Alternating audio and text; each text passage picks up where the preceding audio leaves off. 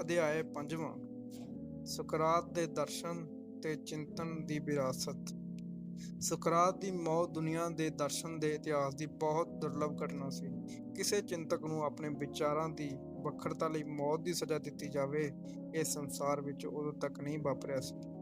Athens ਦੇ ਸ਼ਾਸਕਾਂ ਵਿੱਚ ਵੀ ਨਹੀਂ, ਬਲਕਿ ਆਮ ਲੋਕਾਂ ਵਿੱਚ ਵੀ ਸੁਕਰਾਤ ਦੀ ਰਵਾਇਤ ਤੋਂ ਹਟਵੇਂ ਵਿਚਾਰ ਉਸ ਪ੍ਰਤੀ ਨਫ਼ਰਤ ਦਾ ਕਾਰਨ ਬਣੇ ਰਹੇ। ਲੋਕਾਂ ਨੇ ਐਥਨਜ਼ ਦੀ ਸਪਾਰਟਾ ਹੱਥੋਂ ਜੰਗ ਵਿੱਚ ਹਾਰ, ਪਲੇਗ, ਬਿਮਾਰੀਆਂ, ਗਰੀਬੀ ਦਾ ਕਾਰਨ ਦੇਵੀ ਕਰੋਪੀ ਨੂੰ ਮੰਨਿਆ। ਇਹ ਵੀ ਆਮ ਧਾਰਨਾ ਸੀ ਕਿ ਸੁਕਰਾਤ ਨੌਜਵਾਨਾਂ ਨੂੰ ਦੇਵਤਿਆਂ ਜਿਵੇਂ ਸੂਰਜ ਅਤੇ ਚੰਦਰਮਾ ਵਿਰੁੱਧ ਉਕਸਾਉਂਦਾ ਹੈ। ਐਥਨਜ਼ ਦੀ ਨਗਰ ਦੇਵੀ ਐਥੇਨਾ ਨੂੰ ਵੀ ਉਸਦੇ ਚੇਲੇ ਮਿਥਿਹਾਸਕ ਕਥਾ ਕਹਿੰਦੇ ਹਨ, ਜੋ ਸਾਰੇ ਸ਼ਹਿਰ ਦੀ ਰਖਵਾਲੀ ਕਰਦੀ ਸੀ। ਇਸ ਲਈ ਉਸਦੇ ਵਿਚਾਰ ਦੀ ਤਰਕਸ਼ੀਲਤਾ ਤੋਂ ਪ੍ਰਭਾਵਿਤ ਹੁੰਦੇ ਹੋਏ ਵੀ ਐਥਨਜ਼ ਵਾਸੀਆਂ ਨੂੰ ਲੱਗਦਾ ਸੀ ਕਿ ਸੁਕਰਾਤ ਵਰਗੇ ਭ੍ਰਿਸ਼ਟ ਵਿਚਾਰਾਂ ਵਾਲੇ ਬੰਦੇ ਦੀ ਮੌਤ ਨਾਲ ਰੁੱਸੇ ਦੇਵਤੇ ਖੁਸ਼ ਹੋ ਜਾਣਗੇ। ਇਸ ਲਈ ਉਸਦੀ ਬਲੀ ਤੋਂ ਬਾਅਦ ਵੀ ਸੁਕਰਾਤ ਪ੍ਰਤੀ ਨਫ਼ਰਤ ਦੀ ਭਾਵਨਾ ਬਣੀ ਰਹੀ ਤੇ ਉਸਦੇ ਸ਼ਾਗਿਰਦਾਂ ਤੇ ਦੋਸਤਾਂ ਨੂੰ ਆਪਣੀ ਜਾਨ ਬਚਾਉਣ ਲਈ ਐਥਨਜ਼ ਤੋਂ ਕਿਤੇ ਦੂਰ ਜਾ ਕੇ ਰਹਿਣਾ ਪਿਆ। ਹੌਲੀ ਹੌਲੀ ਮਾਹੌਲ ਬਦਲਿਆ। ਸੁਕਰਾਤ ਦੇ ਕਸੂਰ ਦੁਬਾਰਾ ਵਿਚਾਰੇ ਗਏ ਤਾਂ ਉਸਦੇ ਬੇਕਸੂਰ ਹੋਣ ਦੀ ਗੱਲ ਉੱਭਰ ਕੇ ਸਾਹਮਣੇ ਆਈ। ਇੱਕ ਮਨੌਤ ਅਨੁਸਾਰ ਲੋਕਾਂ ਨੇ ਸੁਕਰਾਤ ਉੱਪਰ ਝੂਠੀਆਂ ਤੌਹਮਤਾਂ ਲਾ ਕੇ ਮੁਕੱਦਮਾ ਚਲਾਉਣ ਵਾਲਿਆਂ ਨੂੰ ਵੀ ਮੌਤ ਦੀਆਂ ਸਜ਼ਾਵਾਂ ਜਾਂ ਦੇਸ਼ ਨਿਕਾਲੇ ਦਿੱਤੇ। ਨਾਲ ਹੀ ਸੁਕਰਾਤ ਦੀ ਮੂਰਤੀ ਵੀ ਸਥਾਪਿਤ ਕੀਤੀ ਗਈ। ਇਹ ਸਭ ਤਾਂ ਬਾਹਰੀ ਦਿਸਣ ਵਾਲੇ ਤੱਥ ਸਨ। ਉਸਦੀ ਅਸਲ ਵਿਰਾਸਤ ਤਾਂ ਦੁਨੀਆ ਭਰ ਦੇ ਲੋਕਾਂ ਦੇ ਵਿਚਾਰਾਂ ਉੱਪਰ ਪਿਆ ਪ੍ਰਭਾਵ ਸੀ, ਜੋ ਉਸ ਤੋਂ ਬਾਅਦ ਨਵੇਂ ਦ੍ਰਿਸ਼ਟੀਕੋਣ ਦੇ ਰੂਪ ਵਿੱਚ ਹਰ ਯੁੱਗ ਵਿੱਚ ਪ੍ਰਸਾਰਿਤ ਹੋਇਆ। ਸੁਕਰਾਤ ਦੇ ਸ਼ਾਗਿਰਦਾਂ ਦੇ ਦੋਸਤਾਂ, ਵਿਸ਼ੇਸ਼ ਕਰਕੇ ਜ਼ੀਨੋਫੋਨ, ਪਲੇਟੋ ਅਤੇ ਅਰਸਤੂ ਨੇ ਉਸ ਦੇ ਵਿਚਾਰਾਂ ਦਾ ਦਸਤਾਵੇਜ਼ੀਕਰਨ ਕੀਤਾ। ਉਸ ਦੇ ਵਿਚਾਰਾਂ ਦੀ ਰੋਸ਼ਨੀ ਵਿੱਚ ਦਰਸ਼ਨ ਦੇ ਸੰਪਰਦਾਇ ਸਥਾਪਿਤ ਹੋਏ। ਪਲੇਟੋ ਤੋਂ ਬਿਨਾਂ ਐਂਟੀਥੀਸਿਸ, ਐਰੀਸਟੋਟਲ ਅਤੇ ਯੂਕਲਿਡ ਨੇ ਅਜਿਹੇ ਦਰਸ਼ਨ ਮੱਠ ਸਥਾਪਿਤ ਕੀਤੇ ਜੋ ਸੁਕਰਾਤ ਦੇ ਵਿਚਾਰਾਂ ਨੂੰ ਬੀਜ ਰੂਪ ਵਿੱਚ ਮੰਨ ਕੇ ਵਰਤਾਰਿਆਂ ਨੂੰ ਸਮਝਦੇ ਸਨ। ਵਿਸ਼ੇਸ਼ ਕਰਕੇ ਪਲੇਟੋ ਨੇ ਅਰਸਤੂ ਦੇ ਦਰਸ਼ਨ ਨੂੰ ਅਗਾਂਹ ਤੋਰਨ ਵਿੱਚ ਸਭ ਤੋਂ ਅਹਿਮ ਯੋਗਦਾਨ ਪਾਇਆ। ਉਹ 10 ਸਾਲ ਤੱਕ ਐਥਨਜ਼ ਤੋਂ ਬਾਹਰ ਰਿਹਾ। ਇਸ ਦੌਰਾਨ ਉਸਨੇ ਬਹੁਤ ਸਾਰੇ ਥਾਵਾਂ ਦੀ ਯਾਤਰਾ ਕੀਤੀ ਤੇ ਇਹ ਵੀ ਕਿਹਾ ਜਾਂਦਾ ਹੈ ਕਿ ਪਲੇਟੋ ਭਾਰਤ ਆਇਆ ਸੀ ਤੇ ਇੱਥੇ ਦੇ ਰਿਸ਼ੀਆਂ ਨੂੰ ਵੀ ਮਿਲਦਾ ਰਿਹਾ। ਵਾਪਸ ਐਥਨਜ਼ ਆ ਕੇ ਉਸਨੇ ਅਕੈਡਮੀ ਨਾਂ ਹੇਠ ਸਕੂਲ ਬਣਾਇਆ, ਜਿੱਥੇ ਬੜੀ ਦੂਰੋਂ ਵਿਦਿਆਰਥੀ ਆਉਂਦੇ ਸਨ। ਇਹ ਪੱਕੀ ਗੱਲ ਹੈ ਕਿ ਪਲੇਟੋ ਕਦੇ ਵੀ ਸੁਕਰਾਤ ਦੇ ਬਹੁਤ ਨੇੜੇ ਦੇ ਵਿਦਿਆਰਥੀਆਂ ਵਿੱਚੋਂ ਨਹੀਂ ਸੀ, ਨਾ ਹੀ ਉਸਨੇ ਬਹੁਤਾ ਸਮਾਂ ਸੁਕਰਾਤ ਦੀ ਸੰਗਤ ਵਿੱਚ ਗੁਜ਼ਾਰਿਆ ਸੀ। ਪਰ ਤਾਂ ਵੀ ਉਸ ਦੀ ਪ੍ਰਤਿਭਾ ਤੇ ਯੋਗਤਾ ਨੇ ਸੁਕਰਾਤ ਦੀ ਜੀਵਨੀ ਤੇ ਦਰਸ਼ਨ ਸੰਬੰਧੀ ਅਹਿਮ ਸੰਵਾਦ ਲਿਖੇ। ਕੁਝ ਲੋਕ ਤਾਂ ਇਸ ਨੂੰ ਕਲਪਿਤ ਤੇ ਗਲਪਿਤ ਸੁਕਰਾਤ ਕਹਿੰਦੇ ਹਨ। ਫਿਰ ਵੀ ਸੰਵਾਦਾਂ ਵਿੱਚ ਪੇਸ਼ ਸੁਕਰਾਤ ਉਸ ਦੀ ਮੌਤ ਤੇ ਬਾਅਦ ਸਭ ਤੋਂ ਨੇੜੇ ਦੇ ਕਾਲ ਵਿੱਚ ਅੱਖੀਂ ਦੇਖਣ ਵਾਲੇ ਸ਼ਾਗਿਰਦ ਵਜੋਂ ਚਿਤਰਿਆ ਗਿਆ। ਸੁਕਰਾਤ ਬਹੁਤ ਹੱਦ ਤੱਕ ਵਾਸਤਵਿਕ ਲੱਗਦਾ ਹੈ। ਉਸਨੇ ਹੀ ਸਹੀ ਅਰਥਾਂ ਵਿੱਚ ਸੁਕਰਾਤ ਦੇ ਦਰਸ਼ਨ ਨੂੰ ਪੇਸ਼ ਕੀਤਾ ਹੈ। ਅਗਲੇ ਸਾਲਾਂ ਵਿੱਚ ਚਰਚ ਦਾ ਪ੍ਰਭਾਵ ਜਦੋਂ ਪੂਰੇ ਯੂਰਪ ਵਿੱਚ ਫੈਲਿਆ ਤਾਂ ਪਲੇਟੋ ਦੇ ਸੁਕਰਾਤ ਦੇ ਚਿੰਤਨ ਨੂੰ ਰੋਕਣ ਦਾ ਕਾਰਜ ਹੋਇਆ। ਈਸਾਈ ਮਤ ਨੇ ਹਰ ਤਰ੍ਹਾਂ ਦੇ ਪੁਰਾਤਨ ਗਿਆਨ, ਵਿਸ਼ੇਸ਼ ਕਰਕੇ ਈਸਾ ਤੋਂ ਪੂਰਵਲੇ ਗਿਆਨ ਨੂੰ ਰੱਦ ਕਰ ਦਿੱਤਾ। ਸੁਕਰਾਤ ਦਾ ਚਿੰਤਨ ਤੇ ਭੌਤਿਕਵਾਦ ਦੇ ਆਸ-ਪਾਸ ਸੀ ਤਾਂ ਉਸ ਬਾਰੇ ਈਸਾਈ ਚਰਚਾ ਦਾ ਕਿਵੇਂ ਨਰਮਾਈ ਨਹੀਂ ਦਿਖਾ ਸਕਦਾ ਸੀ। ਇਸ ਸੰਬੰਧੀ M.N. ਰਾਏ ਦਾ ਕਥਨ ਦੇਖਣਯੋਗ ਹੈ। ਈਸਾਈਆਂ ਨੇ ਫਜ਼ੂਲ ਦੀ ਕਾਲਪਨਿਕ ਪਵਿੱਤਰਤਾ ਅਤੇ ਪਵਿੱਤਰ ਆਤਮਾ ਬਣਨ ਦੇ ਫਰੇਬ ਦੇ ਆਧਾਰ ਤੇ ਪੁਰਾਤਨ ਵਿਗਿਆਨ ਨੂੰ ਅਸ਼ੁੱਧ ਕਹਿ ਕੇ ਉਸ ਨੂੰ ਨਜ਼ਰਅੰਦਾਜ਼ ਕੀਤਾ ਹੈ। ਅਗਿਆਨ ਦੇ ਉਸ ਹੰਕਾਰ ਦੇ ਸਿੱਟੇ ਵਜੋਂ ਯੂਰੋਪੀਅਨ ਲੋਕ ਮੱਧਯੁਗੀ ਹਨੇਰ ਵਿੱਚ ਡੁੱਬ ਗਏ ਤੇ ਉਹਨਾਂ ਦੀ ਤਬਾਹੀ ਨੂੰ ਰੋਕਣ ਦਾ ਕੋਈ ਉਪਾਅ ਵੀ ਨਹੀਂ ਸੀ। ਪੁਰਾਤਨ ਯੂਨਾਨ ਦੇ ਵਿਚਾਰਕਾਂ ਦੇ ਗਿਆਨ ਦੇ ਪ੍ਰਕਾਸ਼ ਦੇ ਦੁਬਾਰਾ ਸਾਹਮਣੇ ਆਉਣ ਨਾਲ ਅਗਿਆਨ ਅਤੇ ਪਖੰਡ, ਮੰਦਭਾਵਨਾ ਅਤੇ ਅਸਹਿਣਸ਼ੀਲਤਾ ਤੋਂ ਪੈਦਾ ਹੋਇਆ ਹਨੇਰਾ ਸਮਾਪਤ ਹੋਇਆ ਅਤੇ ਯੂਰਪ ਨਿਵਾਸੀਆਂ ਦੀ ਭੌਤਿਕ ਖੁਸ਼ਹਾਲੀ, ਬੌਧਿਕ ਵਿਕਾਸ ਅਤੇ ਅਧਿਆਤਮਕ ਮੁਕਤੀ ਦਾ ਰਾਹ ਖੁੱਲਿਆ। ਇਹ ਕਾਰਜ ਅਰਥ, ਦਾਰਸ਼ਨਿਕ ਅਤੇ ਵਿਗਿਆਨੀਆਂ ਨੇ ਪੂਰਾ ਕੀਤਾ ਅਤੇ ਯੂਨਾਨੀ ਪੁਰਖਿਆਂ ਦਾ ਗਿਆਨ ਆਧੁਨਿਕ ਤਰਕਵਾਦੀਆਂ ਤੱਕ ਪਹੁੰਚਾਇਆ। ਵਿਸ਼ੇਸ਼ ਕਰਕੇ ਅਰਬ ਦੇ ਦਾਰਸ਼ਨਿਕ ਇਸਲਾਮ ਦੇ ਹੋਂਦ ਵਿੱਚ ਆਉਣ ਤੋਂ ਬਾਅਦ ਸਰਾਸੈਨੀ ਫੌਜਾਂ ਨਾਲ ਯੂਰਪ ਦੇ ਪੁਰਾਤਨ ਹਿੱਸਿਆਂ ਤੱਕ ਪਹੁੰਚੇ ਤੇ ਉਹਨਾਂ ਨੇ ਪੂਰਬੀ ਈਸਾ ਦੌਰ ਦੇ ਵਿਗਿਆਨ ਨੂੰ ਖੋਜ ਕੱਢਿਆ। ਇਹਨਾਂ ਵਿੱਚੋਂ ਹੀ ਗਿਆਨ ਅਤੇ ਦਰਸ਼ਨ ਦੀਆਂ ਧਾਰਨਾਵਾਂ ਦੀ ਰੋਸ਼ਨੀ ਵਿੱਚ ਲਿਆਉਣ ਦਾ ਵਡਮੁੱਲਾ ਕਾਰਜ ਹੋਇਆ। ਅਲ-ਕਾਜੀ ਅਲ-ਹਮਨ ਅਲ-ਫਰਾਕੀ, ਇਬਨ ਸੀਨਾ, ਅਲ-ਗਜ਼ਾਲੀ, ਅਬੂ ਬਕਰ, ਅਬੇ ਪਾਕ, ਅਲ-ਫੈਟਰਾਜ਼ੀਅਸ ਅਤੇ ਇਹਨਾਂ ਵਿੱਚੋਂ ਸਭ ਤੋਂ ਅਹਿਮ ਨਾਂ ਜਿਸਨੇ ਪੁਰਾਣੇ ਚਿੰਤਨ ਦੇ ਦਰਸ਼ਨ ਦੀ ਖੋਜ ਕੀਤੀ, ਇਬਨ ਰਸ਼ਦ ਹੈ। ਇਬਨ ਰਸ਼ਦ ਨੇ ਪਲੇਟੋ ਤੇ ਅਰਸਤੋ ਦਾ ਦੱਸਿਆ ਹੋਇਆ ਗਿਆਨ ਰੋਸ਼ਨੀ ਵਿੱਚ ਲਿਆਂਦਾ ਤੇ ਅਜਿਹਾ ਕਰਕੇ ਉਸਨੇ ਯੂਰਪ ਦੇ ਮਨੁੱਖ ਜਾਤੀ ਨੂੰ ਧਾਰਮਿਕ ਪਖੰਡਾਂ ਤੇ ਬੇਜਾਨ ਵਿਦਵਤਾਂ ਦੇ ਅਧਰਮੀ ਪ੍ਰਭਾਵ ਤੋਂ ਮੁਕਤ ਕੀਤਾ। ਰੋਜ਼ਨ ਬੇਕਰ ਕਹਿੰਦਾ ਹੈ ਕਿ ਕੁਦਰਤ ਦੀ ਵਿਆਖਿਆ ਅਰਸਤੂ ਨੇ ਕੀਤੀ ਤੇ ਅਰਸਤੂ ਦੀ ਵਿਆਖਿਆ ਇਬਨ ਰਸ਼ਦ ਨੇ। ਅਨੀਥੀਅਨ ਯੂਨਾਨੀ ਸਭਿਅਤਾ ਦੀਆਂ ਵਿਗਿਆਨਕ ਸਿੱਖਿਆਵਾਂ ਨੂੰ ਅਰਬੀ ਖਲੀਫਿਆਂ ਨੇ ਖਿੜੇ ਮੱਥੇ ਸਵੀਕਾਰ ਕੀਤਾ। 6ਵੀਂ ਸਦੀ ਦੇ ਆਰੰਭ ਵਿੱਚ ਈਸਾਈ ਚਰਚ ਦੀ ਕੱਟੜਤਾ ਤੋਂ ਅੱਗੇ ਸੁਕਰਾਤ ਤੇ ਪਲੇਟੋ ਦੇ ਅਨੁਯਾਈ ਰੋਮ ਤੋਂ ਭੱਜ ਕੇ ਫਾਰਸ ਪੁੱਜੇ ਤੇ ਇਹਨਾਂ ਜਲਾਵਤਨ ਵਿਦਵਾਨਾਂ ਨੂੰ ਖਲੀਫਿਆਂ ਦੇ ਦਰਬਾਰ ਵਿੱਚ ਪਨਾਹ ਮਿਲੀ। ਉਹਨਾਂ ਨਾਲ ਸੰਵਾਦ ਰਚਾ ਕੇ ਨਵੇਂ ਗਿਆਨ ਦੇ ਦਰਵਾਜ਼ੇ ਖੁੱਲ੍ਹੇ ਤਾਂ ਖਲੀਫਿਆਂ ਦੇ ਯੋਗ ਵਿਅਕਤੀਆਂ ਨੂੰ ਭੇਜ ਕੇ ਰੋਮਨ ਸਾਮਰਾਜ ਦੇ ਖੇਤਰ ਵਿੱਚੋਂ ਪ੍ਰਾਚੀਨ ਯੂਨਾਨੀ ਦਾਰਸ਼ਨਿਕਾਂ ਤੇ ਵਿਚਾਰਕਾਂ ਦੇ ਗ੍ਰੰਥ ਮੰਗਵਾਏ। ਅਰਬੀ ਵਿੱਚ ਇਹਨਾਂ ਦਾ ਅਨੁਵਾਦ ਹੋਇਆ ਤੇ ਇਹਨਾਂ ਦੀਆਂ ਧਾਰਮਿਕ ਸਿੱਖਿਆਵਾਂ ਦੇ ਪ੍ਰਚਾਰ ਵਜੋਂ ਇਸਲਾਮੀ ਜਗਤ ਵਿੱਚ ਪ੍ਰਚਲਿਤ ਹੋਈਆਂ। ਸੁਕਰਾਤ ਦੀ ਚਿੰਤਨੀ ਵਿਰਾਸਤ ਭੂਗੋਲਿਕ ਸਰਹੱਦਾਂ ਉਲੰਘ ਕੇ ਅਰਬ ਤੇ ਫਾਰਸ ਤੱਕ ਪਹੁੰਚੀ ਤੇ ਉੱਥੋਂ ਦੇ ਰਹੱਸਵਾਦੀ ਸੂਫੀ ਦਰਸ਼ਨ ਵਿੱਚ ਜਜ਼ਬ ਹੋ ਕੇ ਸਾਰੇ ਸੰਸਾਰ ਵਿੱਚ ਫੈਲ ਗਈ। ਆਤਮਾ ਤੇ ਪਰਮਾਤਮਾ ਸੰਬੰਧੀ ਸੁਕਰਾਤ ਦੇ ਦਰਸ਼ਨ ਨੂੰ ਪਲੇਟੋ ਦੀ ਮਾਰਫਤ ਅਰਬੀ ਵਿਚਾਰਕਾਂ ਨੇ ਗ੍ਰਹਿਣ ਕੀਤਾ ਤੇ ਆਪਣੇ ਰਹੱਸਵਾਦੀ ਸਾਧਨਾ ਦੀ ਪੱਧਤੀ ਬਣਾ ਲਿਆ। ਇਹੀ ਬਾਅਦ ਵਿੱਚ ਨਵ ਅਫਲਾਤੂਨਵਾਦ ਅਖਵਾਇਆ। ਸੂਫੀ ਸਾਧਕਾਂ ਦੀਆਂ ਦਾਰਸ਼ਨਿਕ ਵਿਆਖਿਆਵਾਂ ਵਿੱਚ ਨਵ ਅਫਲਾਤੂਨੀ ਦਰਸ਼ਨ ਦੇ ਰਹੱਸਵਾਦ ਦਾ ਬੇਹੱਦ ਅਹਿਮ ਥਾਂ ਹੈ। ਸੂਫੀ ਦੀ ਸੁਕਰਾਤ ਦੀ ਤਰਜ਼ ਤੇ ਆਤਮਾ ਨੂੰ ਪਰਮਾਤਮਾ ਤੋਂ ਵਿਛੜੀ ਇਕਾਈ ਮੰਨਦੇ ਹਨ ਤੇ ਆਪਣੇ ਕਾਰਜਾਂ ਨਾਲ ਦੁਬਾਰਾ ਏਕੀਕਰਨ ਦੇ ਰਾਹ ਤੁਰਨ ਦੇ ਉਪਾਸਕ ਹਨ। ਪਲੇਟੋ ਤੋਂ ਬਾਅਦ ਅਰਸਤੂ ਨੇ ਵੀ ਸੁਕਰਾਤ ਦੀ ਬੌਧਿਕ ਵਿਰਾਸਤ ਨੂੰ ਅਗਾਂਹ ਤੋਰਿਆ। ਉਸਨੇ ਪੋਲਿਟਿਕਸ ਤੇ ਪੋਇਟਿਸ ਵਿੱਚ ਪਲੇਟੋ ਦੀ ਤਰਜ਼ ਤੇ ਸੰਵਾਦ ਲਿਖੇ। ਇਹਨਾਂ ਸੰਵਾਦਾਂ ਵਿੱਚ ਦਾਰਸ਼ਨਿਕ ਬਹਿਸ ਦਾ ਕੇਂਦਰ ਸੁਕਰਾਤ ਭਾਵੇਂ ਨਹੀਂ ਹੈ, ਪਰ ਸੁਕਰਾਤ ਦੇ ਵਿਚਾਰਾਂ ਦੇ ਆਲੇ ਦੁਆਲੇ ਪੂਰਾ ਸੰਵਾਦ ਕੇਂਦਰਿਤ ਰਹਿੰਦਾ ਹੈ। ਉਹ ਪਲੇਟੋ ਅਨੁਸਾਰ ਸਥਾਪਿਤ ਅਕਾਦਮੀ ਦੀ ਸਭ ਤੋਂ ਉੱਤਮ ਪੈਦਾਵਾਰ ਹੈ, ਜਿਸਨੇ ਸੁਕਰਾਤ ਦੀ ਸਾਰਥਕਤਾ ਦੇ ਸਵਾਲ ਨੂੰ ਪੱਛਮੀ ਦਰਸ਼ਨ ਵਿੱਚ ਲਾਜ਼ਮੀ ਨੇਮ ਵਾਂਗ ਸਥਾਪਿਤ ਕਰ ਦਿੱਤਾ।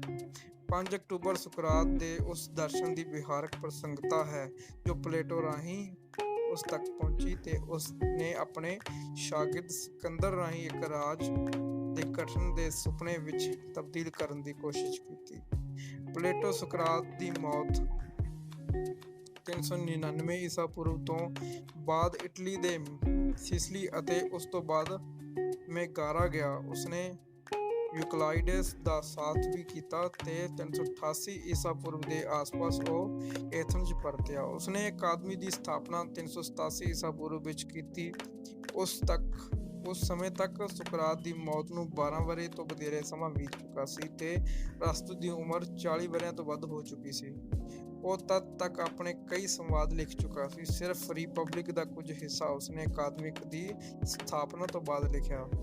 ਯੂਰਪ ਦੇ ਨਹੀਂ, ਸਾਰੇ ਸੰਸਾਰ ਦੇ ਕਈ ਦੇਸ਼ਾਂ ਤੋਂ ਨੌਜਵਾਨ ਅਕਾਦਮੀ ਵਿੱਚ ਸਿੱਖਿਆ ਹਾਸਲ ਕਰਨ ਲਈ ਪਹੁੰਚੇ। ਉਸਨੇ ਅਕਾਦਮੀ ਵਿੱਚ ਜੋ ਭਾਸ਼ਣ ਦਿੱਤੇ ਉਹਨਾਂ ਵਿੱਚ ਧਰਮ, ਇਤਿਹਾਸ, ਰਾਜਨੀਤੀ, ਦਰਸ਼ਨ, ਜੋਤਿਸ਼, ਰਾਜਤੰਤਰ ਤੇ ਕੁਦਰਤ ਸੰਬੰਧੀ ਵਿਗਿਆਨਾਂ ਉੱਤੇ ਜ਼ੋਰ ਦਿੱਤਾ ਗਿਆ। ਮਨੁੱਖੀ ਹੋਂਦ ਤੇ ਵਿਚਾਰ ਦੀ ਬਣਤਰ ਸੰਬੰਧੀ ਵੀ ਉਸਨੇ ਆਪਣੀ ਵਿਲੱਖਣ ਗਿਆਨ ਸੀਮਾਂਤਕ ਪਹੁੰਚ ਪ੍ਰਗਟ ਕੀਤੀ। ਇਹਨਾਂ ਸਾਰੇ ਵਿਚਾਰਾਂ ਉੱਪਰ ਉਸਦੇ ਸੰਵਾਦ, ਵਿਸ਼ੇਸ਼ ਕਰਕੇ ਸੁਕਰਾਤ ਦੇ ਕਿਰਦਾਰ ਦੀ ਛਾਪ ਅਮਿੱਟ ਸੀ। ਉਸਨੇ ਪਰਿਕਲਪਨਾਵਾਂ ਨੂੰ ਗਿਆਨ ਉੱਤੇ ਲਾਗੂ ਕਰਕੇ ਸਿੱਟੇ ਕੱਢਣ ਦੀ ਜਾਂਚ ਆਪਣੇ ਚੇਲਿਆਂ ਨੂੰ ਸਿਖਾਈ। ਗਿਆਨ ਦੇ ਪ੍ਰਤੱਖਣ ਅਤੇ ਵਿਆਖਿਆਵਾਂ ਰਾਹੀਂ ਦੂਜਿਆਂ ਨਾਲ ਸਾਂਝਾ ਕਰਨ ਤੱਕ ਪਲੇਟੋ ਸੁਕਰਾਤ ਦਾ ਅਨੁਯਾਈ ਰਿਹਾ। ਪਰ ਉਸਨੇ ਸ਼ੁਰੂਆਤੀ ਵਿਧੀ ਦੀ ਥਾਂ ਆਪਣੇ ਦਰਸ਼ਨ ਦੀ ਇਕਾਲਾਪਿਕ ਗਿਆਨ ਪ੍ਰਸਾਰਨ ਦੀ ਵਿਧੀ ਅਪਣਾਈ। ਉਸਨੇ ਅਧਿਆਤਮ ਸੰਬੰਧੀ ਬਹੁਤ ਸਾਰਾ ਵਿਮਰਸ਼ ਸਾਹਮਣੇ ਲਿਆਂਦਾ ਜੋ ਸੁਕਰਾਤ ਦੇ ਗਿਆਨ ਤੋਂ ਹਟਵਾਂ ਸੀ। ਉਸਨੇ ਪਰਮਾਤਮਾ ਨੂੰ ਕੇਵਲ ਸ਼ੁੱਧਤਾ ਨਾਲ ਜੋੜਿਆ ਤੇ ਸੰਸਾਰ ਦੇ ਆਦਰਸ਼ ਸਭ ਰੂਪ ਨੂੰ ਹੀ ਪਰਮਾਤਮਾ ਵੱਲੋਂ ਨਿਰਮਿਤ ਦੱਸਿਆ। ਜੋ ਵੀ ਅਸ਼ੁਭ ਹੈ ਉਸਦੀ ਰਚਨਾ ਲਈ ਜੀਵਾਤਮਾ ਨੂੰ ਜ਼ਿੰਮੇਵਾਰ ਕਿਹਾ। ਇਹ ਚਿੰਤਨ ਨੇ ਸਾਰੇ ਸੰਸਾਰ ਵਿੱਚ ਦਵੈਤਵਾਦੀ ਜਾਂ ਐਦਵੈਤਵਾਦੀ ਫਲਸਫੇ ਸੰਬੰਧੀ ਇੱਕ ਬਹਿਸ ਪੈਦਾ ਕੀਤੀ। ਉਸਨੇ ਜੀਵਾਤਮਾ ਨੂੰ ਬੌਧਿਕ, ਅਬੌਧਿਕ, ਕੁਲੀਨ ਤੇ ਗੈਰ ਕੁਲੀਨ 4 ਵਰਗਾਂ ਵਿੱਚ ਵੰਡਿਆ ਤੇ ਹਰ ਵਰਗ ਦੀ ਪ੍ਰਕਿਰਤੀ ਅਨੁਸਾਰ ਸੰਸਾਰ ਦੀ ਸਿਰਜਣਾ ਵਿੱਚ ਯੋਗਦਾਨ ਪਾਉਣ ਲਈ ਜ਼ਿੰਮੇਵਾਰੀ ਠਹਿਰਾਇਆ। ਨਿਆਂ ਤੇ ਜਿਸ ਸਿਧਾਂਤ ਸੰਬੰਧੀ ਸੁਕਰਾਤ ਨੇ ਬਹੁਤ ਸਾਰੇ ਸਵਾਲ ਆਪਣੇ ਸਮਕਾਲੀਆਂ ਕੋਲ ਪੁੱਛੇ ਸਨ, ਉਸਦੀ ਵਿਹਾਰਕਤਾ ਬਾਰੇ ਪਲੇਟੋ ਤੇ ਅਰਸਤੂ ਦੋਵਾਂ ਨੇ ਹੀ ਬਹੁਤ ਸਾਰਾ ਵਾਦ ਵਿਵਾਦ ਕੀਤਾ। ਪਲੇਟੋ ਸੰਸਾਰ ਜਾਂ ਸਮਾਜ ਦੀ ਉੱਚਤਮ ਅਵਸਥਾ ਸਾਮਵਾਦ ਨੂੰ ਕਹਿੰਦਾ ਹੈ ਤੇ ਅਰਸਤੂ ਇਸਨੂੰ ਰਾਜੇ ਵੱਲੋਂ ਭਲਾਈ ਪੂਰਨ ਰਾਜ ਦੀ ਸਥਾਪਨਾ ਤੱਕ ਲੈ ਆਉਂਦਾ ਹੈ। ਇਹ ਅਸਲ ਵਿੱਚ ਦਰਸ਼ਨ ਤੇ ਸੁਕਰਾਤੀ ਸਕੂਲ ਜਾਂ ਸੰਪਰਦਾਇ ਦੀ ਵਿਰਾਸਤ ਹੀ ਹੈ ਜੋ ਪਲੇਟੋ ਤੇ ਅਰਸਤੂ ਤੱਕ ਪਹੁੰਚਦੀ ਹੈ। ਅਰਸਤੂ ਇਸ ਸਿਧਾਂਤ ਨੂੰ ਲਾਗੂ ਕਰਨ ਲਈ ਇੱਕ ਰਾਜ ਦਾ ਆਦਰਸ਼ ਕਲਪਦਾ ਹੈ ਤੇ ਸਿਕੰਦਰ ਨੂੰ ਮੁੱਢਲੇ ਰੂਪ ਵਿੱਚ ਇਸ ਸਿਧਾਂਤ ਦੇ ਪ੍ਰਸਾਰ ਲਈ ਤਿਆਰ ਕਰਦਾ ਹੈ। ਪਲੇਟੋ ਤੋਂ ਬਿਨਾਂ ਸੁਕਰਾਤ ਦੇ ਪ੍ਰਭਾਵ ਵਾਲੇ 2 ਹੋਰ ਸੰਪਰਦਾਇ ਵੀ ਯੂਨਾਨੀ ਦਰਸ਼ਨ ਵਿੱਚ ਅਹਿਮ ਥਾਂ ਰੱਖਦੇ ਹਨ। ਇਹਨਾਂ ਵਿੱਚੋਂ ਉਸ ਦੇ 2 ਸਹਿਯੋਗੀ ਰਹੇ ਦਾਰਸ਼ਨਿਕ ਐਂਟੀਸਥੇਨਜ਼ ਅਤੇ ਐਰਿਸਟਿਪਸ ਵੀ ਸੁਕਰਾਤ ਦੀਆਂ ਦਾਰਸ਼ਨਿਕ ਧਾਰਨਾਵਾਂ ਦੇ ਆਧਾਰ ਤੇ ਆਪਣੇ ਆਪਣੇ ਸਕੂਲ ਸਥਾਪਿਤ ਕਰਦੇ ਹਨ। ਸੁਕਰਾਤ ਨੇ ਆਪ ਕੁਝ ਨਹੀਂ ਲਿਖਿਆ ਤੇ ਉਸ ਦਾ ਦਰਸ਼ਨ ਕਿਸੇ ਵਿਸ਼ੇਸ਼ ਅਨੁਸ਼ਾਸਨ ਤੋਂ ਵੀ ਵਾਂਝਾ ਹੈ। ਉਹ ਗਿਆਨ ਦੇ ਸਰੋਕਾਰਾਂ ਵਿੱਚ ਇੱਕ ਤਾਰਕਿਕ ਸੁਮੇਲ ਦੀ ਸਥਾਪਤੀ ਲਈ ਚਿੰਤਨਸ਼ੀਲ ਰਿਹਾ। ਇਸ ਲਈ ਉਸਦੇ ਅਗਲੇਰੇ ਚਿੰਤਕ ਉਹਨਾਂ ਰਹੱਸਾਂ ਨੂੰ ਸੁਲਝਾਉਂਦੇ ਰਹੇ ਜੋ ਉਸੇ ਦਰਸ਼ਨ ਦੇ ਇਰਦ ਗਿਰਦ ਫੈਲੇ ਹੋਏ ਸਨ। ਉਸਦੇ ਅਨੁਯਾਈਆਂ ਵੱਲੋਂ ਪੇਸ਼ ਚਿੰਤਨ ਹੀ ਇੱਕ ਦੂਜੇ ਪ੍ਰਤੀ ਵਿਰੋਧਾਭਾਸੀ ਨਹੀਂ ਬਲਕਿ ਇਹ ਵਿਰੋਧ ਸੁਕਰਾਤ ਦੀ ਪੇਸ਼ ਹੋਈ ਸ਼ਖਸੀਅਤ ਵਿੱਚ ਵੀ ਝਲਕਦੇ ਹਨ। ਪਲੇਟੋ, ਐਂਟੀਸਥੇਨਸ ਤੇ ਅਰਿਸਟਿਪਸ ਨੇ ਜਿਵੇਂ ਸੁਕਰਾਤ ਦੇ ਦਰਸ਼ਨ ਨੂੰ ਸਮਝਿਆ ਉਵੇਂ ਹੀ ਪੇਸ਼ ਕੀਤਾ। ਇਸ ਦੀ ਮਿਸਾਲ ਦੇ ਰੂਪ ਵਿੱਚ ਸੁਕਰਾਤ ਵੱਲੋਂ ਪੇਸ਼ ਨੇਕੀ ਦੇ ਸੰਕਲਪ ਬਾਰੇ ਇਹਨਾਂ ਸੰਪਰਦਾਇਆਂ ਦੀ ਵਿਆਖਿਆ ਦੇਖੀ ਜਾ ਸਕਦੀ ਹੈ। ਸੁਕਰਾਤ ਨੇ ਇੱਕ ਭਾਵਵਾਚੀ ਸੰਕਲਪ ਨੂੰ ਮਨੁੱਖੀ ਹੋਂਦ ਦਾ ਆਧਾਰ ਕਿਹਾ ਸੀ। ਉਸਦੇ ਅਨੁਯਾਈਆਂ ਨੇ ਇੱਕ ਸੰਕਲਪ ਨੂੰ ਵੱਖਰੇ ਸਿਧਾਂਤ ਵਜੋਂ ਪਰਿਭਾਸ਼ਿਤ ਕੀਤਾ। ਨੇਕੀ ਦਾ ਸੰਕਲਪ ਹੀ ਵੱਖ-ਵੱਖ ਸੰਪਰਦਾਇ ਵਿੱਚ ਵੱਖਰੇਵੇ ਦਾ ਆਧਾਰ ਬਣਿਆ। ਐਂਟੀਸਥੇਨਸ ਵੱਲੋਂ ਚਲਾਇਆ ਗਿਆ ਸੰਪਰਦਾਇ ਸਣਕਵਾਦ ਨਾਲ ਇਤਿਹਾਸ ਵਿੱਚ ਜਾਣਿਆ ਜਾਂਦਾ ਹੈ। ਐਂਟੀਸਥੇਨਸ ਪਹਿਲਾਂ ਇੱਕ ਸੋਫਿਸਟ ਚਿੰਤਕ ਜਾਰਜੀਅਸ ਦੀ ਨੇੜਤਾ ਵਿੱਚ ਸੀ, ਪਰ ਜਦ ਹੀ ਉਹ ਸੁਕਰਾਤ ਦੇ ਨਜ਼ਦੀਕ ਆਇਆ ਤੇ ਸੁਕਰਾਤ ਦੇ ਪ੍ਰਭਾਵ ਕਬੂਲ ਕੇ ਸਣਕਵਾਦੀ ਸੰਪਰਦਾਇ ਗਠਨ ਕਰਨ ਵਾਲਾ ਬਣਿਆ। ਉਸ ਬਾਰੇ ਇਹ ਕਿਹਾ ਜਾਂਦਾ ਹੈ ਕਿ ਉਹ ਸੁਕਰਾਤ ਦੀ ਮੌਤ ਸਮੇਂ ਉਸਦੇ ਨਾਲ ਹੀ ਸੀ, ਪਰ ਉਹ ਆਪਣੇ ਚਿੰਤਨ ਤਰੀਕਿਆਂ ਵਿੱਚ ਰਵਾਇਤੀ ਸੋਫਿਸਟ ਹੀ ਨਜ਼ਰ ਆਉਂਦਾ ਰਿਹਾ। ਜੀਵਨ ਦੇ ਵਿਵਿਧ ਵਿਸ਼ਿਆਂ ਬਾਰੇ ਉਸਨੇ ਚਿੰਤਨ ਕੀਤਾ, ਪਰ ਕਈ ਥਾਈਂ ਸੁਕਰਾਤ ਦੀਆਂ ਨੈਤਿਕ ਧਾਰਨਾਵਾਂ ਤੋਂ ਵਿੱਤ ਤੇ ਹੀ ਵਿਚਰਦਾ ਰਿਹਾ। ਸੁਕਰਾਤ ਵੱਲੋਂ ਭੌਤਿਕ ਸੁਵਿਧਾਵਾਂ ਤੇ ਸਮਾਰਕ ਪ੍ਰਾਪਤੀਆਂ ਤੋਂ ਨਿਰਲੇਪ ਰਹਿ ਕੇ ਜੀਣ ਦੀ ਭਾਵਨਾ ਐਂਟੀਸਥੇਨਸ ਨੂੰ ਬਹੁਤ ਪਾਉਂਦੀ ਸੀ। ਇਸੇ ਲਈ ਉਸਨੇ ਸਭ ਤਰ੍ਹਾਂ ਦੇ ਸੰਸਾਰਕ ਸੁੱਖਾਂ ਦੇ ਤਿਆਗ ਨੂੰ ਆਪਣੇ ਸਿਧਾਂਤ ਦਾ ਆਧਾਰ ਬਣਾਇਆ। ਸਭ ਸੁਵਿਧਾਵਾਂ ਪ੍ਰਤੀ ਆਲੋਚਨਾਤਮਕ ਰਵੱਈਆ ਰੱਖਣ ਕਾਰਨ ਹੀ ਉਸਨੂੰ ਸਣਕ ਦਾ ਸ਼ਿਕਾਰ ਸਮਝਿਆ ਗਿਆ ਤੇ ਉਸਦੇ ਸੰਪਰਦਾਇ ਨੂੰ ਸਣਕਵਾਦ ਦਾ ਨਾਮ ਦਿੱਤਾ ਗਿਆ। ਐਂਟੀਸਥੇਨਸ ਸ਼ਹਿਰਾਂ ਦੇ ਮਨੁੱਖੀ ਚੇਤਨਾ ਨੂੰ ਭ੍ਰਿਸ਼ਟ ਕਰਨ ਦੇ ਕੇਂਦਰ ਕਹਿੰਦਾ ਸੀ। ਉਹ ਸੁਕਰਾਤ ਦੇ ਨੇਕੀ ਦੇ ਸੰਕਲਪ ਦੀ ਵਿਆਖਿਆ ਸਾਦਗੀ ਦੇ ਸਮਾਨ ਅਰਥਾਂ ਵਿੱਚ ਕਰਦਾ ਸੀ। ਇਹੀ ਨਹੀਂ, ਉਹ ਸੁਕਰਾਤ ਤੋਂ ਇੰਨਾ ਪ੍ਰਭਾਵਿਤ ਸੀ ਕਿ ਨਿੱਜੀ ਜ਼ਿੰਦਗੀ ਵਿੱਚ ਫਕੀਰੀ ਧਾਰਨ ਕੀਤੀ ਹੋਈ ਸੀ। ਉਸਨੂੰ ਮਿਲਣ ਆਏ ਸਿੱਖਿਆਰਥੀ ਨੂੰ ਉਹ ਦਬਕਾ ਕੇ ਭਜਾ ਦਿੰਦਾ ਸੀ। ਪਲੇਟੋ ਦੇ ਸਮਕਾਲ ਵਿੱਚ ਐਂਟੀਸਥੇਨਸ ਦੀ ਵਿਦਵਤਾ ਦੀ ਪ੍ਰਸਿੱਧੀ ਦੂਰ-ਦੂਰ ਤੱਕ ਫੈਲੀ ਹੋਈ ਸੀ। ਜੀਨੋਫੋਨ ਨੇ ਉਸਦੀ ਸਿਫਤ ਕੀਤੀ ਹੈ, ਪਰ ਪਲੇਟੋ ਉਸਨੂੰ ਬੁੱਢਾ ਤੋਤਾ ਕਹਿੰਦਾ ਹੈ। ਉਸਦਾ ਸ਼ਾਗਿਰਦ ਡਾਇਓਜੀਨਸ ਦੀ ਪਹਿਲੇ ਦਰਜੇ ਦਾ ਸਨਕੀ ਸੀ। ਉਹ ਦਿਨ ਸਮੇਂ ਲਾਲਟੇਨ ਦੀ ਰੋਸ਼ਨੀ ਲੈ ਕੇ ਘੁੰਮਦਾ ਰਹਿੰਦਾ ਸੀ। ਕਿਹਾ ਜਾਂਦਾ ਹੈ ਕਿ ਬਾਦਸ਼ਾਹ ਸਿਕੰਦਰ ਡਾਇਓਜੀਨਸ ਦੀ ਫਕੀਰੀ ਤੋਂ ਮੁਤਾਸਿਰ ਹੋ ਕੇ ਉਸਨੂੰ ਆਪ ਮਿਲਣ ਲਈ ਆਇਆ ਤੇ ਉਸਨੇ ਕਿਹਾ, ਜੇ ਮੈਂ ਬਾਦਸ਼ਾਹ ਨਾ ਹੁੰਦਾ ਤਾਂ ਲਾਜ਼ਮੀ ਡਾਇਓਜੀਨਸ ਹੋਣਾ ਪਸੰਦ ਕਰਦਾ। ਸੁਕਰਾਤ ਦੇ ਇੱਕ ਹੋਰ ਅਨੁਯਾਈ ਅਰਿਸਟਿਪਸ ਨੇ ਸਿਰੇਇਨਕ ਸੰਪਰਦਾਇ ਦਾ ਮੁੱਢ ਬੰਨ੍ਹਿਆ। ਅਰਿਸਟਿਪਸ ਲੀਬੀਆ ਦੇ ਇੱਕ ਸ਼ਹਿਰ ਸਿਰੇਨ ਦਾ ਮੂਲ ਵਸਨੀਕ ਸੀ। ਉਹ ਬਚਪਨ ਵਿੱਚ ਆਪਣੇ ਬਾਪ ਨਾਲ ਪ੍ਰਾਚੀਨ ਓਲੰਪਿਕ ਖੇਡਾਂ ਦੇਖਣ ਲਈ ਐਥਨਜ਼ ਆਇਆ ਤੇ ਸੁਕਰਾਤ ਨੂੰ ਮਿਲ ਕੇ ਉਸਦਾ ਪੱਕਾ ਅਨੁਯਾਈ ਬਣ ਗਿਆ। ਉਸਨੇ ਸਨਕਵਾਦੀਆਂ ਦੇ ਸੁੱਖ ਤੋਂ ਨਿਰਲੇਪਤਾ ਤੇ ਉਲਟ ਮਨੁੱਖੀ ਜੀਵਨ ਦਾ ਅੰਤਿਮ ਉਦੇਸ਼ ਸੁੱਖਾਂ ਦੀ ਪ੍ਰਾਪਤੀ ਨੂੰ ਮੰਨਿਆ। ਸਨਕਵਾਦੀ ਕਹਿੰਦੇ ਸਨ ਕਿ ਸੁੱਖਾਂ ਕੋਲ ਕਦੀ ਨਾ ਜਾਓ ਤੇ ਸਿਰੇਨਕਾ ਅਨੁਸਾਰ ਹਰ ਜਗ੍ਹਾ ਸੁੱਖਾਂ ਦੀ ਤਲਾਸ਼ ਕਰਨੀ ਚਾਹੀਦੀ ਹੈ। ਸਿਰੇਨਕਾ ਨੇ ਨੈਤਿਕਤਾ ਨੂੰ ਸੁੱਖਾਂ ਦੀ ਪ੍ਰਾਪਤੀ ਵਿੱਚ ਸਭ ਤੋਂ ਵੱਡੀ ਰੁਕਾਵਟ ਮੰਨਿਆ, ਇੱਥੋਂ ਤੱਕ ਕਿ ਉਹਨਾਂ ਵਿੱਚ ਵੀ ਕਿਹਾ ਕਿ ਮਨ ਦੇ ਸੁੱਖ ਦੀ ਪ੍ਰਾਪਤੀ ਵੀ ਸਰੀਰ ਰਾਹੀਂ ਹੀ ਕੀਤੀ ਜਾ ਸਕਦੀ ਹੈ। ਇਹ ਵੀ ਸਿਰੇਨਕਾ ਦਾ ਸਿਧਾਂਤ ਹੈ ਕਿ ਸੁੱਖਾਂ ਦੀ ਪ੍ਰਾਪਤੀ ਵਰਤਮਾਨ ਵਿੱਚ ਹੀ ਹੋਣੀ ਚਾਹੀਦੀ ਹੈ। ਭਵਿੱਖੀ ਸੁੱਖਾਂ ਦੀ ਆਸ ਵਿੱਚ ਦੁੱਖ ਭੋਗਣਾ ਬੇਵਕੂਫੀ ਹੈ। ਅਰਿਸਟਿਪਸ ਸੋਫਿਸਟ ਵਿਦਵਾਨਾਂ ਵਾਂਗ ਕੀਮਤ ਲੈ ਕੇ ਸਿੱਖਿਆ ਦੇਣ ਦਾ ਹਾਮੀ ਸੀ।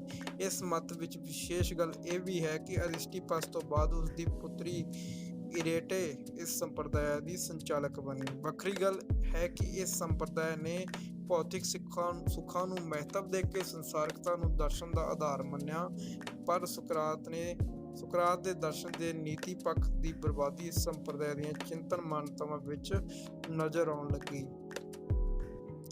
ਇਸ ਤੋਂ ਇਲਾਵਾ ਸੁਕਰਾਤ ਦੇ ਇੱਕ ਸ਼ਾਗਿਰਦ ਯੂਕਲਿਡ ਨੇ ਵੀ ਦਰਸ਼ਨ ਦਾ ਇੱਕ ਸੰਪਰਦਾਇ ਚਲਾਇਆ। ਯੂਕਲਿਡ ਮੋਗਾਰਾ ਦਾ ਨਿਵਾਸੀ ਸੀ। ਇਸੇ ਕਾਰਨ ਇਸ ਮਤ ਨੂੰ ਮੋਗਾਰੀਅਨ ਸੰਪਰਦਾਇ ਕਿਹਾ ਜਾਂਦਾ ਹੈ। ਯੂਕਲਿਡ ਨੇ ਸੁਕਰਾਤ ਪ੍ਰਤੀ ਭਗਤੀ ਭਾਵ ਬਾਰੇ ਕਈ ਕਥਾਵਾਂ ਪ੍ਰਚਲਿਤ ਹਨ। ਮੋਗਾਰਾ ਤੇ ਐਥਨਜ਼ ਦੀ ਦੁਸ਼ਮਣੀ ਬਹੁਤ ਪ੍ਰਸਿੱਧ ਸੀ, ਇਸ ਲਈ ਕਿਸੇ ਵੀ ਮੋਗਾਰਾ ਨਿਵਾਸੀ ਦਾ ਐਥਨਜ਼ ਵਿੱਚ ਆਉਣਾ ਮਨ੍ਹਾ ਸੀ। ਯੂਕਲਿਡ ਅਕਸਰ ਭੇਖ ਵਟਾ ਕੇ ਐਥਨਜ਼ ਆਇਆ ਕਰਦਾ ਸੀ। ਕਈ ਵਾਰ ਤਾਂ ਉਹ ਔਰਤ ਬਣ ਕੇ ਐਥਨਜ਼ ਵਿੱਚ ਸੁਕਰਾਤ ਨੂੰ ਮਿਲਣ ਲਈ ਆਇਆ। ਸੁਕਰਾਤ ਨੇ ਭਲਾਈ ਨੂੰ ਸਰਵੋੱਚ ਸੱਤਾ ਕਿਹਾ ਸੀ। ਇਸ ਦੇ ਉਲਟ ਯੂਕਲਿਡ ਨੇ ਸੱਚ ਨੂੰ ਭਲਾਈ ਜਾਂ ਸ਼ੁਭ ਕਿਹਾ। ਉਸਨੇ ਪਰਮਾਤਮਾ, ਸੱਚ, ਭਲਾਈ ਤੇ ਦੇਵਤਿਆਂ ਨੂੰ ਇੱਕੋ ਸੱਤਾ ਦੇ ਕਈ ਨਾਮ ਕਿਹਾ। ਸੁਕਰਾਤ ਤੋਂ ਬਿਨਾਂ ਯੂਕਲਿਡ ਨੇ ਪਾਰਮੇਨਾਈਡਸ ਦਾ ਵੀ ਪ੍ਰਭਾਵ ਕਬੂਲਿਆ। ਇਸ ਸਾਂਝੇ ਪ੍ਰਭਾਵ ਕਾਰਨ ਹੀ ਉਸਨੇ ਕਿਹਾ ਕਿ ਅਸ਼ੁਭ ਦੀ ਕੋਈ ਸੱਤਾ ਨਹੀਂ। ਉਸਨੇ ਸਿਆਣਪ ਤੇ ਆਤਮਾ ਨੂੰ ਵੀ ਸ਼ੁਭ ਤੇ ਸੱਤਾ ਨਾਲ ਤੁਲਨਾ ਦਿੱਤੀ। ਯੂਕਲਿਡ ਤੋਂ ਬਾਅਦ ਦੇ ਚਿੰਤਕਾਂ ਨੇ ਉਸਦੇ ਸੰਪਰਦਾਇ ਨੂੰ ਗੈਰ ਅਨੁਸ਼ਾਸਨੀ ਅਤਰਕਾਂ ਦਾ ਕੇਂਦਰ ਬਣਾ ਦਿੱਤਾ ਸੀ। ਇਹਨਾਂ ਤਿੰਨਾਂ ਸੰਪਰਦਾਵਾਂ ਤੋਂ ਬਿਨਾਂ ਸੁਕਰਾਤ ਦੇ ਹੋਰ ਸ਼ਾਗਿਰਦਾਂ ਨੇ ਵੀ ਉਸ ਦੀਆਂ ਚਿੰਤਨ ਧਾਰਨਾਵਾਂ ਤੇ ਉਸਦੀ ਸ਼ਖਸੀਅਤ ਦੇ ਪ੍ਰਭਾਵ ਵਿੱਚ ਕਈ ਨਿੱਕੇ ਮੋਟੇ ਸੰਪਰਦਾਇ ਸਥਾਪਿਤ ਕੀਤੇ। ਫੇਡੋ ਨੇ ਐਲਿਸ ਵਿੱਚ, ਥੀਵਜ਼ ਨੇ ਸੀਵੇਜ ਵਿੱਚ ਅਤੇ ਐਨਿਸਟੀਜ਼ ਨੇ ਸਟੇਪਸ ਵਿੱਚ ਸੁਕਰਾਤੀ ਦਰਸ਼ਨ ਦੇ ਸੰਪਰਦਾਇ ਬਣਾਏ। ਐਸਿਚਨੀਜ਼ ਨੇ ਕੁਝ ਸੰਵਾਦ ਵੀ ਮਿਲਦੇ ਦੱਸੀਏ ਹਨ ਕਿ ਜਿਨ੍ਹਾਂ ਵਿੱਚ ਸੁਕਰਾਤ ਦਾ ਕਿਰਦਾਰ ਤੇ ਉਸਦੇ ਵਿਚਾਰ ਮਿਲਦੇ ਹਨ। ਯੂਨਾਨ ਦੇ ਪਤਨ ਤੋਂ ਬਾਅਦ ਰੋਮਨ ਸਾਮਰਾਜ ਦੀ ਚੜ੍ਹਾਈ ਦਾ ਦੌਰਾ ਆਰੰਭ ਹੁੰਦਾ ਹੈ। ਰੋਮਨਾਂ ਨੇ ਵੀ ਦੂਸਰੀ ਸਦੀ ਤੋਂ ਲੈ ਕੇ ਸੁਕਰਾਤ ਦੇ ਵਿਚਾਰਾਂ ਦਾ ਪ੍ਰਭਾਵ ਕਬੂਲਿਆ। ਸੁਕਰਾਤ ਦੇ ਅਨੁਯਾਈਆਂ ਵਿੱਚ ਮਤਭੇਦ ਦੇ ਬਾਵਜੂਦ ਯੂਨਾਨੀ ਨੀਤੀ ਸ਼ਾਸਤਰ ਵਿੱਚ ਵੀ ਹੀ ਨਹੀਂ ਸਗੋਂ ਪੱਛਮੀ ਨੀਤੀ ਸ਼ਾਸਤਰ ਵਿੱਚ ਵੀ ਉਸਦਾ ਮਹੱਤਵਪੂਰਨ ਪ੍ਰਭਾਵ ਦ੍ਰਿਸ਼ਟੀਗੋਚਰ ਹੁੰਦਾ ਹੈ। ਸੁਕਰਾਤ ਦਾ ਇਹ ਪ੍ਰਭਾਵ ਮੱਧਕਾਲੀ ਦਰਸ਼ਨਾਭਿਸ਼ੇਕ ਤੇ ਵੀ ਹਾਵੀ ਰਿਹਾ।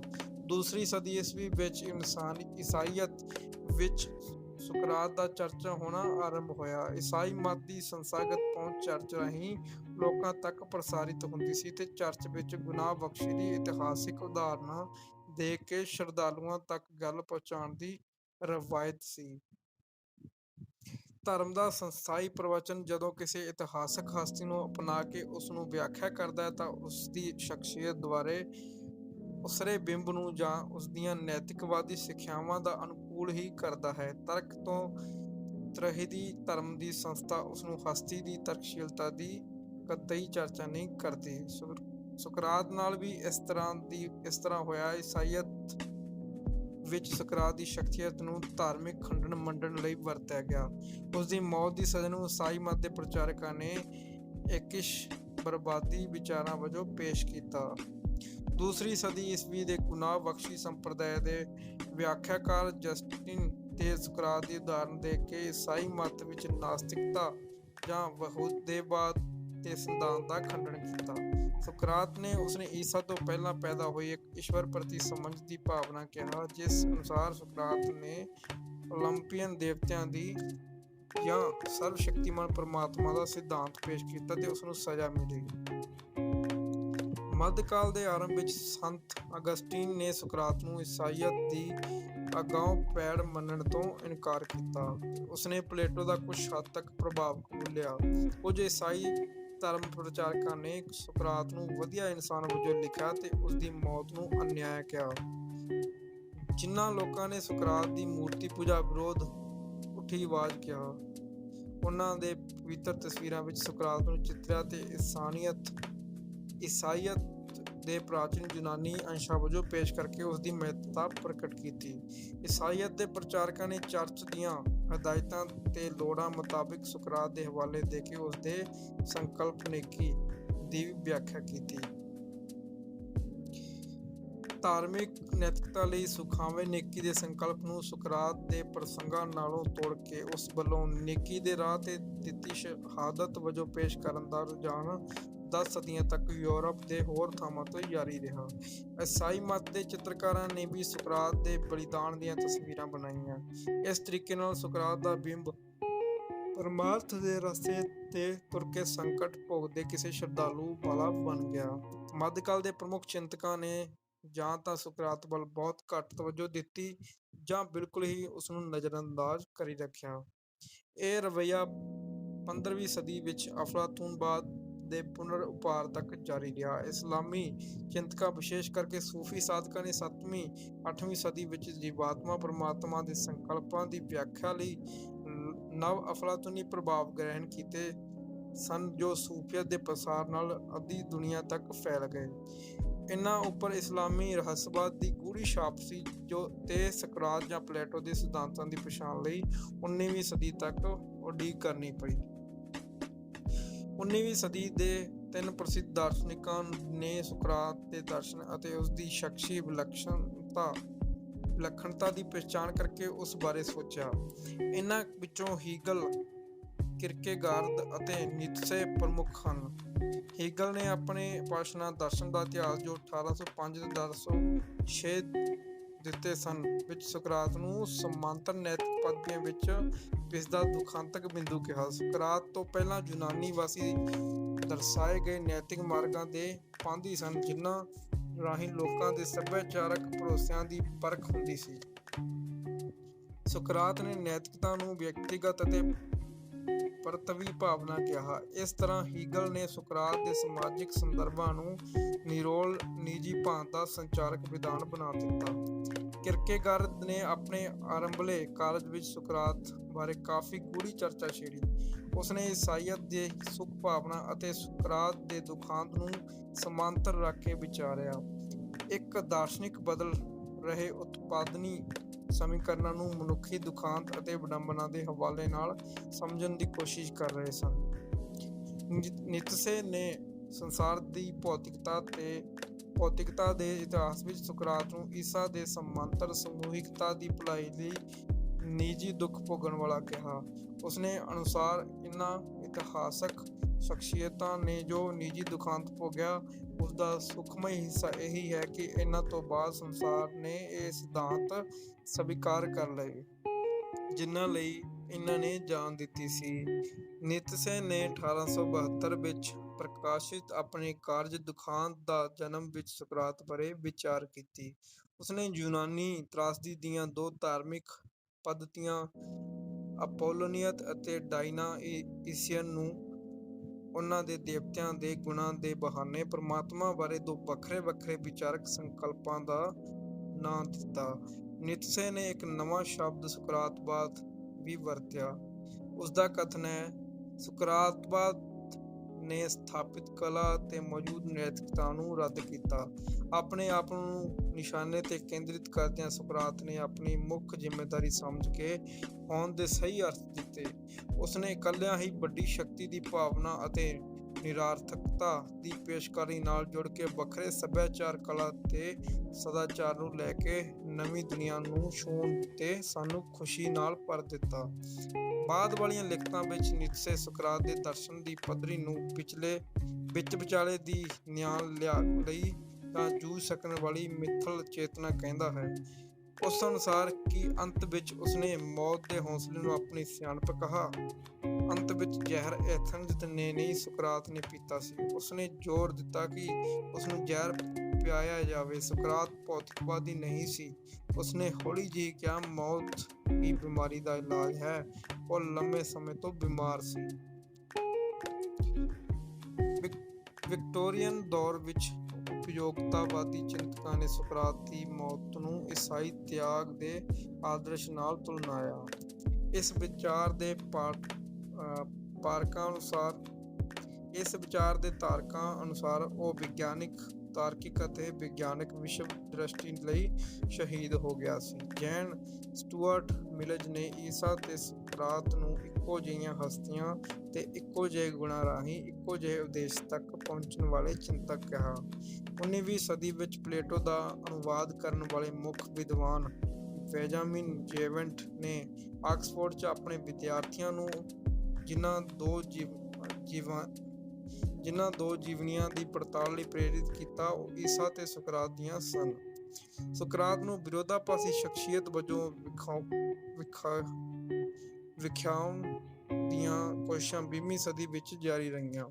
ਜਰਮਨ ਹੋਂਦਵਾਦੀ ਕਾਰਲ ਜੈਸਪਰ ਨੇ ਸੁਕਰਾਤ ਨੂੰ ਬੁੱਧ, ਕਨਫਿਊਸ਼ੀਅਸ ਤੇ ਈਸਾ ਦੇ ਸਮਾਂਤਰ ਆਪਣੇ ਦੌਰ ਵਿੱਚ ਦੁਖਾਂਤ ਦੀ ਰੋਸ਼ਨੀ ਰਾਹੀਂ ਚੇਤਨਾ ਫੈਲਾਉਣ ਵਾਲੀਆਂ ਹਸਤੀਆਂ ਆਖਿਆ। ਯੂਨਾਨ ਦੇ ਪ੍ਰਾਚੀਨ ਦਾਰਸ਼ਨਿਕ ਸਭਿਅਤਾ ਨੂੰ ਭੌਤਿਕਤਾਵਾਦੀ ਵਿਰਾਸਤ ਵਜੋਂ ਸਮਝਣ ਲਈ ਕੋਸ਼ਿਸ਼ਾਂ ਕਾਰਲ ਮਾਰਕਸ ਤੇ ਐਂਗਲਜ਼ ਨੇ ਕੀਤੀਆਂ। ਐਂਗਲਜ਼ ਦੀਆਂ ਲਿਖਤਾਂ ਡਾਇਲੈਕਟਿਕਸ ਆਫ ਨੇਚਰ, ਲੁਡਵਿਗ ਫੋਇਰਬਾਖ ਤੇ ਸਨਾਤਨੀ ਜਰਮਨ ਫਲਸਫੇ ਦਾ ਅੰਤ ਅਤੇ ਦਰਸ਼ਨ ਵਿੱਚ ਦਿਲਚਸਪੀ ਰੱਖਦੇ ਮਿੱਤਰਾਂ ਨੂੰ ਲਿਖੀਆਂ ਚਿੱਠੀਆਂ ਵਿੱਚ ਸੁਕਰਾਤੀ ਫਲਸਫੇ ਦਾ ਜ਼ਿਕਰ ਹੋਇਆ। ਕਮਿਊਨਿਸਟ ਪਾਰਟੀ ਦਾ ਮੈਨੀਫੈਸਟੋ ਵਿੱਚ ਮਾਰਕਸ ਤੇ ਐਂਗਲਜ਼ ਨੇ ਦੁਨੀਆ ਬਦਲਣ ਦੀ ਪ੍ਰਕਿਰਿਆ ਵਿੱਚ ਅਸਲੀ ਮਹੱਤਵ ਦੀ ਪ੍ਰਾਪਤੀ ਲਈ ਜੋ ਸ਼ਰਤਾਂ ਪੂਰੀਆਂ ਕਰਨ ਦੀ ਤਰਜੀਹ ਰੱਖੀ, ਉਸ ਵਿੱਚ ਭੌਤਿਕਤਾਵਾਦੀ ਫਲਸਫੇ ਬਾਰੇ ਮਾਰਕਸਵਾਦੀ ਦ੍ਰਿਸ਼ਟੀ ਤੇ ਵਿਚਾਰ ਹੋਈ ਮਿਲਦੀ ਹੈ। ਐਂਗਲਜ਼ ਆਪਣੀ ਕਿਤਾਬ ਐਂਟੀ ਡਿਓਗੇਨਿਕ ਵਿੱਚ ਸੁਕਰਾਤ ਤੇ ਆਤਮਾ ਦੇ ਸਿਧਾਂਤ ਦੀ ਵਿਆਖਿਆ ਕਰਦਾ ਲਿਖਦਾ ਹੈ, ਪ੍ਰਾਚੀਨ ਦਰਸ਼ਨ ਸ਼ਾਸਤਰ ਸਹਿਜ ਰੂਪ ਵਿੱਚ ਆਰੰਭਲਾ ਭੌਤਿਕਵਾਦ ਸੀ। ਇਸ ਲਈ ਵਿਚਾਰ ਤੇ ਪਦਾਰਥ ਦੇ ਰਿਸ਼ਤੇ ਨੂੰ ਸਪਸ਼ਟ ਕਰਨ ਦੇ ਯੋਗ ਨਹੀਂ ਸੀ। ਇਸ ਨੂੰ ਸਪਸ਼ਟ ਕਰਨ ਲਈ ਆਤਮਾ ਦਾ ਇੱਕ ਸਿਧਾਂਤ ਪੈਦਾ ਹੋਇਆ ਜੋ ਅਮਰਤਾ ਨੂੰ ਸਰੀਰ ਤੋਂ ਵੱਖਰੀ ਸੱਤਾ ਸਮਝਦਾ ਸੀ। ਫਿਰ ਉਸ ਤੋਂ ਹੀ ਆਤਮਾ ਦਾ ਸਿਧਾਂਤ ਪੈਦਾ ਹੋਇਆ ਤੇ ਇੱਕ ਈਸ਼ਵਰਵਾਦ ਪੈਦਾ ਹੋਇਆ। ਇੰਜ ਪੁਰਾਣੇ ਭੌਤਿਕਵਾਦ ਦਾ ਨਿਖੇਧ ਵਿਚਾਰਵਾਦ ਨੇ ਕੀਤਾ ਤੇ ਵਿਚਾਰਵਾਦ ਦਾ ਵਿਰੋਧ ਕਰਨ ਲਈ ਆਧੁਨਿਕ ਭੌਤਿਕਵਾਦ ਉਭਰਿਆ। ਇਹੀ ਨਿਖੇਧ ਦਾ ਭੌਤਿਕਵਾਦ ਫਲਸਫਾ ਹੈ। ਇਹ ਪੁਰਾਣੇ ਦੀ ਮੁੜ ਸਥਾਪਤੀ ਨਹੀਂ, ਸਗੋਂ ਪੁਰਾਣੇ ਭੌਤਿਕਵਾਦ ਦੀ ਸਥਾਈ ਨੀਂਹ ਵਿੱਚ 2000 ਸਾਲਾਂ ਦਾ ਇਤਿਹਾਸਕ ਵਿਕਾਸਵਾਦ ਹੀ ਪਿਆ ਹੈ।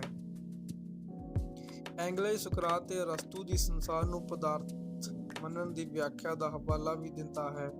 ਭਾਵੇਂ ਉਹ ਇਹਨਾਂ ਪ੍ਰਾਚੀਨ ਚਿੰਤਕਾਂ ਵਿੱਚੋਂ ਕਿਸੇ ਨੂੰ ਵੀ ਧਰਤੀ ਨੂੰ ਮੂਲ ਤੱਤ ਦਾ ਨਾ ਮੰਨਣ ਕਾਰਨ ਆਲੋਚਨਾ ਵੀ ਕਰਦਾ ਹੈ, ਪਰ ਤਾਂ ਵੀ ਇਹ ਗੱਲ ਸਪਸ਼ਟ ਹੈ ਕਿ ਆਪਣੀ ਲੀਹ-ਪਾੜਵੀਂ ਪ੍ਰਕਿਰਤੀ ਕਾਰਨ ਸੁਕਰਾਤ ਦਾ ਚਿੰਤਨ ਆਧੁਨਿਕ ਫਲਸਫੇ ਦੀ ਪਦਾਰਥਵਾਦੀ ਸ਼ਾਖਾ ਨੂੰ ਵੀ ਚੰਗਾ ਲੱਗਦਾ ਹੈ ਤੇ ਮਨੁੱਖੀ ਕਿਰਤ ਦੀ ਲੁੱਟ ਤੇ ਵਿਚਾਰ ਨੂੰ ਕਾਬੂ ਕਰਨ ਦੀਆਂ ਜੜ੍ਹਾਂ ਤਲਾਸ਼ਦਿਆਂ ਮਾਰਕਸ ਤੇ ਐਂਗਲਜ਼ ਸੁਕਰਾਤ ਤੱਕ ਜਾ ਅੱਪੜਦੇ ਹਨ।